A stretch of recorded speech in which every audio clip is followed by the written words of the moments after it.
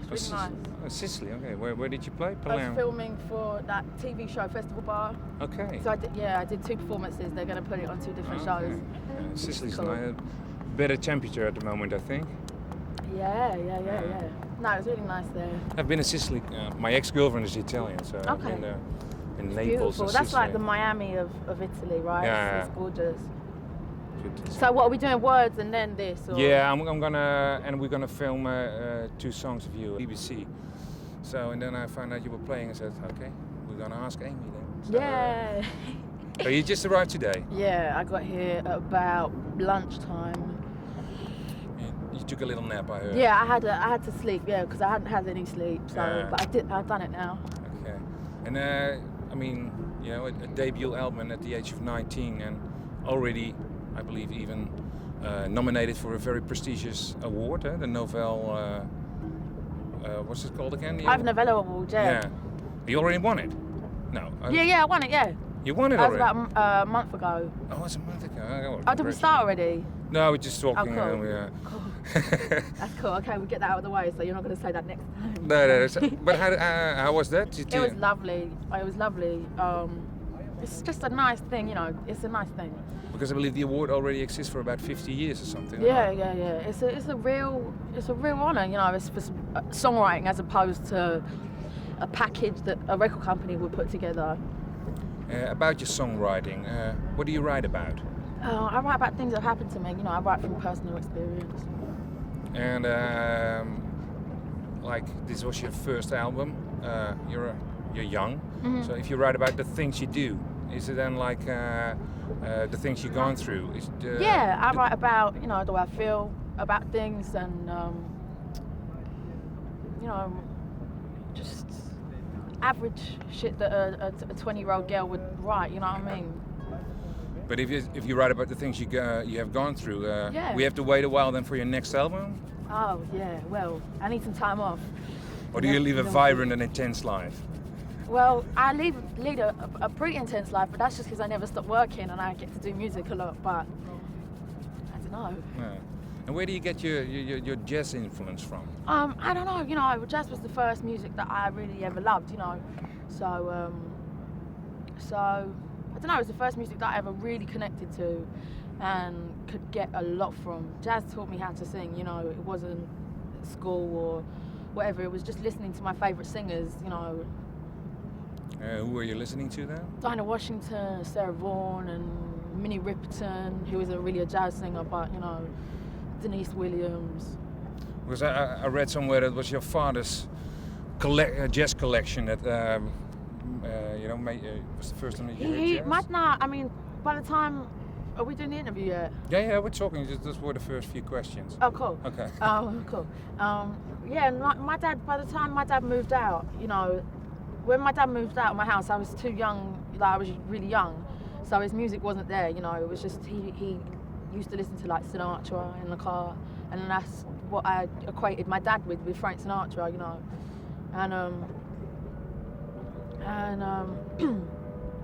and it was really my brother's music collection. When my brother went to university, he left his stereo and it had a 3 CD changer, and at the time no one had shit with a CD changer, and I was like, oh my god, you can put 3 CDs on and select any song from any of the 3 CDs at random, and he left his music collection, which back then wasn't prolific. He had like 200 CDs, but to me that was it. He had the best shit. He had Thelonious Monk and Bechet, and he had all Miles Davis records, and and he had other stuff. He had a lot of Hendrix, a lot of Dylan. It was really nice to have him go away and leave me with all his music, because when he lived with me, I'd be like, I'm going to take this album, and he'd be like, no, you're not. You also took his room then. That's what I did when my brother left me. Did you?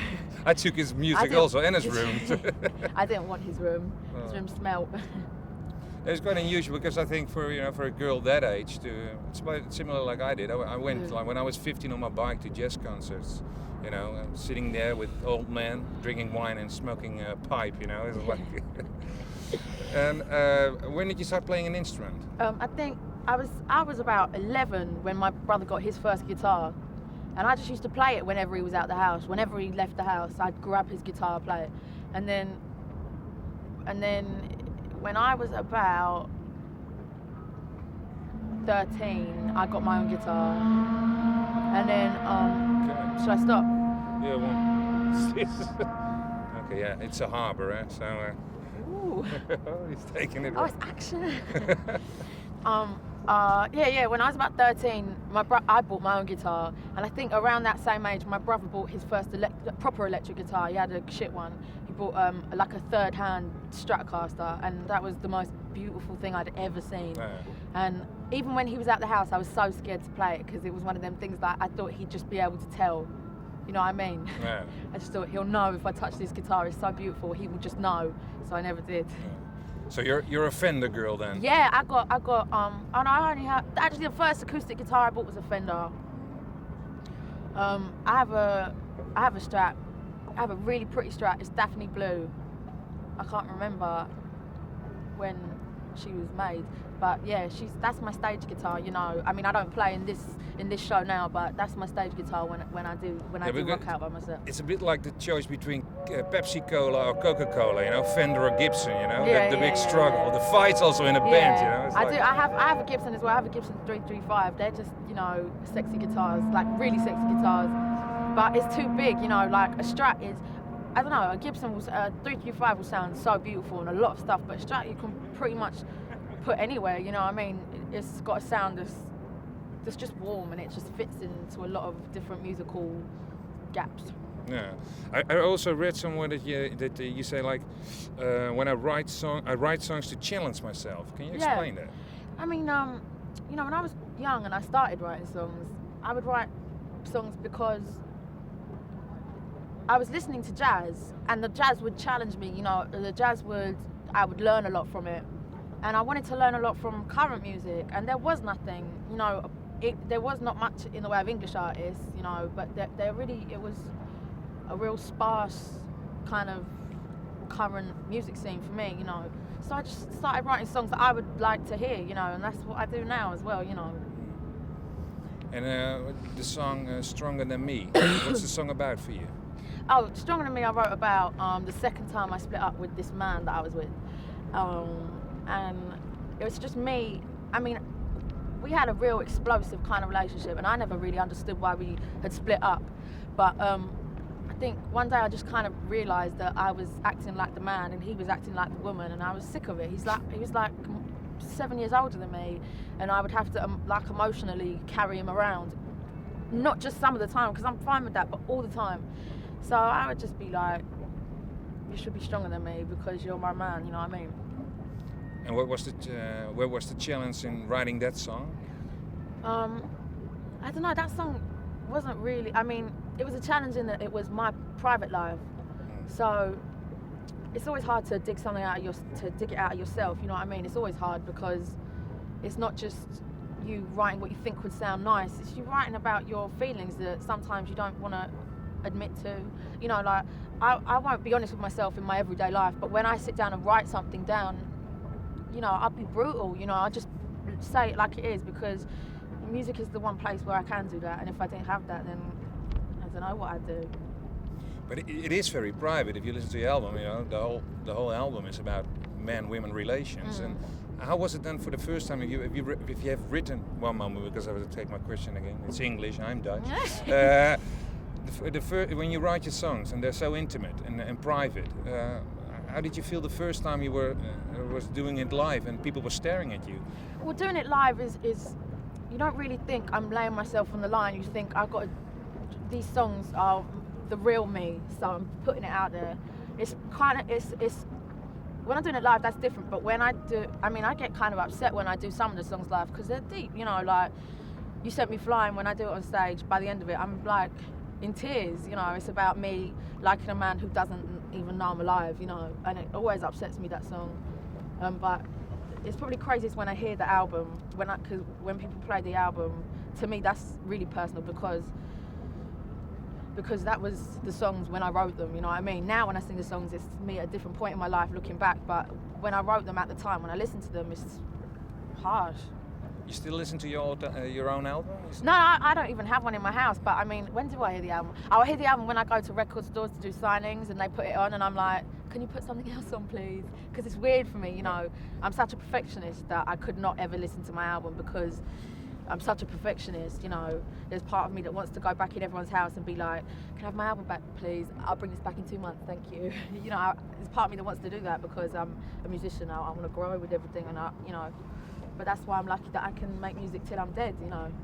But if you go to a record shop for yourself, you also walk a little bit to the section where your own albums and look how many are there, or if they're sold out. No, because you know they never are. So like, there's no point. Or no, I don't really notice that. But it's cool. Like I don't know, it's weird. Yesterday was the funeral of Ray Charles. I believe he was one of the big inspirators for you also. What was it that you? Yeah. Ray Charles, I remember hearing him when I must have been about 13. And that was I saw the funeral on TV last night and I was just choked. I was just crying and crying. You know, Ray Charles was someone who just did it, man. He just did it. I don't know anyone who had such an affinity with music, such a connection that is so pure, like a connection that a spiritualist will have with God, you know. It was just so pure, you know, and he was doing stuff 60 years before people were doing stuff, you know, and his songs were amazing. Yeah, a song like Georgia on My Mind, I believe it is the official anthem of the state Georgia. I think that's already for a long time. I think that's great. Every game or something, it's Georgia on My Mind, you know, it's like... It's a tune. But also, like, you have like this thing. Only one question about other people, but you have this. You mention Ray Charles and other people in your thank you list, but there's also Charles Mingus, and that was something. And I thought, well, okay, Charles Mingus. I mean, that's even for experienced jazz lovers sometimes complicated music. And if I'm thinking about you being younger and listening to Charles Mingus, I find it quite unusual. Yeah, I mean, what is it about Mingus? I guess complexities, but simple. You know what I mean? He could be busy but clean, you know, and you know he never really got that.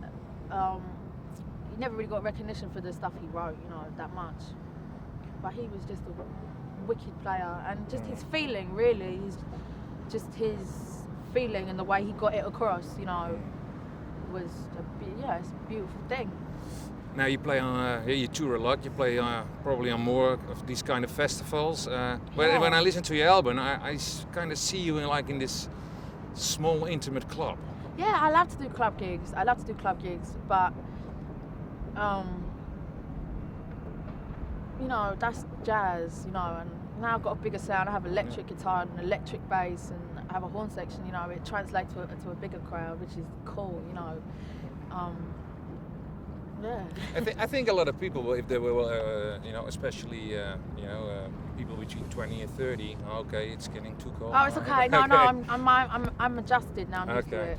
It's like they probably won't even know that there's a lot of jazz influence because they probably will see it as a more popular album. I think that's the great thing about your album. It's such a big mix. You know? That's really kind of you to say. You know, to me, I was trying to do a straight jazz hip hop cross, but you know, I'd like to think it's new. Well, it is new, you know, because I write music that's of my time. I'm not about keeping jazz where it was, you know. I'm not about singing covers. I mean, when I don't have a grasp on reality anymore or the real world, you know, when I'm older, I mean, you know, and I've had a family and all this, you know, I'll go to Vegas and I'll just sing covers until I'm dead. But for now, you know, it's important to me to be of my time and to write stuff that reflects my time and my attitudes and people who are like-minded, you know, their attitudes. So. I mean, you probably want us to keep writing your own songs, I think. So. Yeah, I just want to write until there's no more songs left in me. And then go to Vegas. Yeah, and then go to Vegas. Do you think there's a revival then for like more jazz-based music? If you look, especially from England now, you, Jamie Cullum, I mean, young people with... Yeah, I think, you know... It's different, completely different, I think, your music. It's good, yeah, it's good because it opens the doors for not real music, but it's hard because, you know, I'm a songwriter, I'm not a singer, you know, I try and be different. I don't try and be the best singer in the world, you know, and that's what drives me. But I don't know how to say it and be diplomatic at the same time, you know what I mean? It's like... Okay, last question. Sweet and Sour. Yeah. Can you tell me about that? Yeah, when I was about 10, me and my best friend Juliet loved salt and pepper. We loved salt and pepper, and we used to have rap battles when we used to go away with school for a week. We used to sit, we used to bunk off like the activity. We used to go and sit and like battle the whole Salt and Pepper album down. The whole Salt and Pepper album would be there like, no, that's better than me. Ha, you fucked up. No, that's ha, like that. The whole thing, like we just did the whole thing, and and then I think then we just wanted to do a band, and yeah, it was a bit close to home, Sweet and Sour, Salt and Pepper, but we loved them, man. We even had a tune called Spinderella, like after their DJ, because we loved them. You know, when I was a kid, when I was young, there was like Kylie and Madonna, and they're cool. You know, Madonna's cool. She was very outspoken about her sexuality, and that's cool. You know, I like to see strong women like that. But Salt and Pepper were like, when I got a bit older, they were real girls. They were like women. They were like real women, like that you would aspire to be like, and you know, strong women who would never put themselves in a kind of vulnerable role. You know, their music was their life. You know, is their life. I don't know, but I think we have to talk about Esther now. Eh? Madonna changed her name. Oh yeah. I believe last night at 4 o'clock at ABC at a television program she officially announced that she's called Esther now. Cool. My grandma's called Esther, but my grandma doesn't even like her name. My grandma calls herself Stella. I don't know why. Okay, I want to thank you. Thank you. Have a very good gig tonight, and we'll be watching and filming. So. Cool. Okay, thank you. Thank you. Yeah, she's standing there already. Oh, I'm alright, darling. Yeah. Unbelievable. Oh, cool. No, I didn't sing yet. Yeah, I'm alright. Yeah, I get used to it. You don't you mind? You still want to do a little bit on the guitar or yeah? Okay, great. Okay. Should we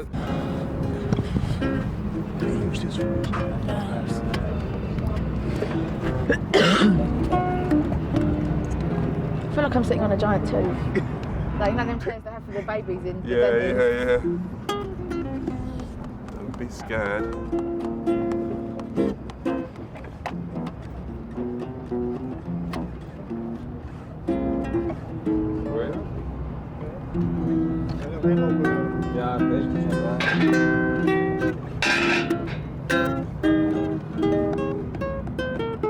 Okay, come on. You go ahead. Yeah.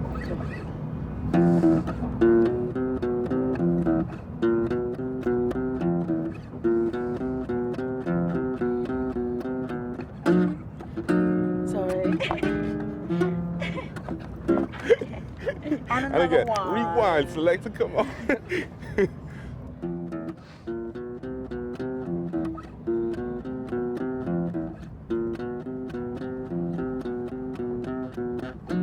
Wish I could say it breaks my heart like you did end up again. It's not that we grew apart. My nightingale no longer singing. It's something I know you can't do. You separate sex with emotion. I sleep alone. The sun comes up and got stuck clinging to that notion. Well, everything is slowing down. River of no return. You recognize my every sound. There's nothing new to learn. You'll never get mama right like 2 ships passing in the night. And I wonder same thing where we lay. Otherwise, find a different way. It's a different way from where you go away. Oh, it's you again. Listen, this is another unit again. So sorry if I turn my head. Yours is up from your face, but that don't make your place safe. My baby, my baby, my baby.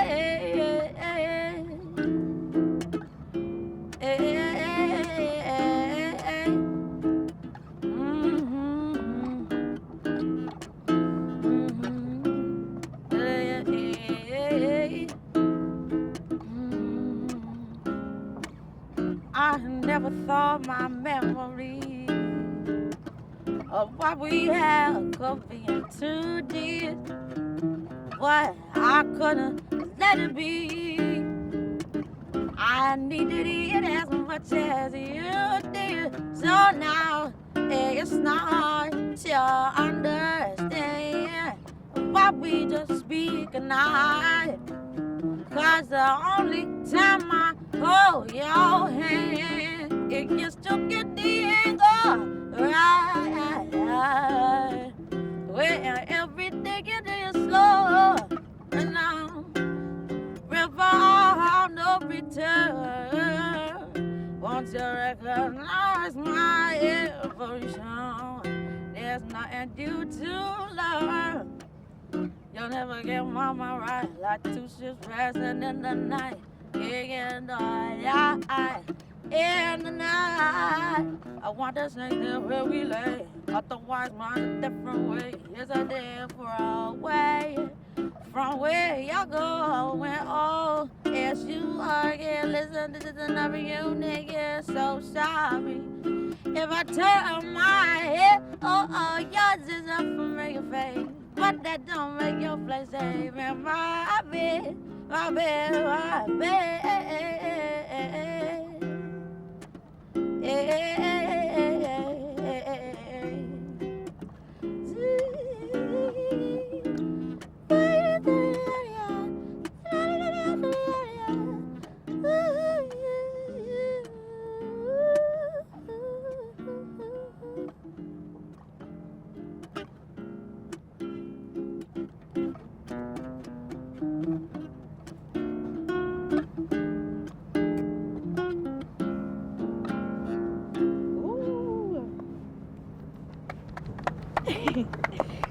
Thank you very much. Thank you. That's cool. That was cool. We should do some more days. Yeah, man. I think Thank you probably very much. are. Thank you.